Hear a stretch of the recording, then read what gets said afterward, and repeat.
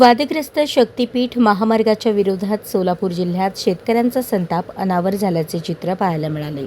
स्वाभिमानी शेतकरी संघटनेचे अध्यक्ष राजू शेट्टी यांच्या नेतृत्वाखाली पुणे सोलापूर महामार्गावर शेतकऱ्यांनी जोरदार रास्ता रोको आंदोलन करत हायवे चक्काजाम केला।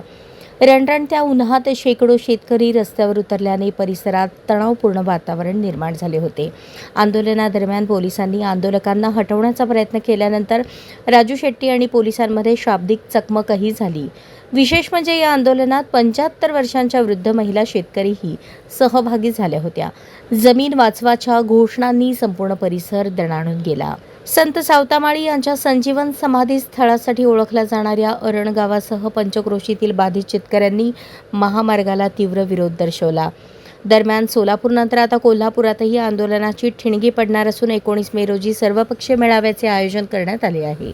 त्यामुळे शक्तीपीठ महामार्गाचा मुद्दा आगामी काळात अधिक पेटण्याची चिन्हे दिसत आहेत। दुसरं काही करायची गरज नाही। आपण फक्त मोजणीला विरोध करू, रस्ता होणार नाही। 100% हा रस्ता रद्द झाल्याशिवाय राहणार नाही। आणि मार्गात बदल केलाय तर रस्ता रद्द करण्याचा आदेश आपल्याला करावा लागेल। त्या ठिकाणी मी जास्त बोलणार नाही। त्यानंतर त्यांनी फक्त 2 घोषणा देऊन या ठिकाणी थांबतो। एक जिद्द, आवाज आला पाहिजे सगळ्यांचा। एक जिद्द। तुमच्या गावामध्ये मागच्या 3 वर्षामध्ये जे खरेदी विक्रीचे व्यवहार झालेले आहेत त्यातले 50 व्यवहार बाजूला काढायचे, त्याची सरासरी काढायची आणि ते म्हणजे बाजारभाव।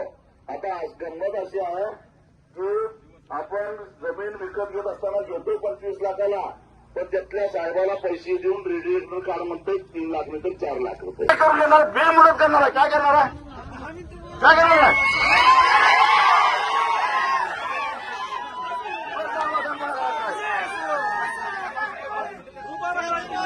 नाही 40 मिनिटं सांगितलं ना, जरा बोलायचं।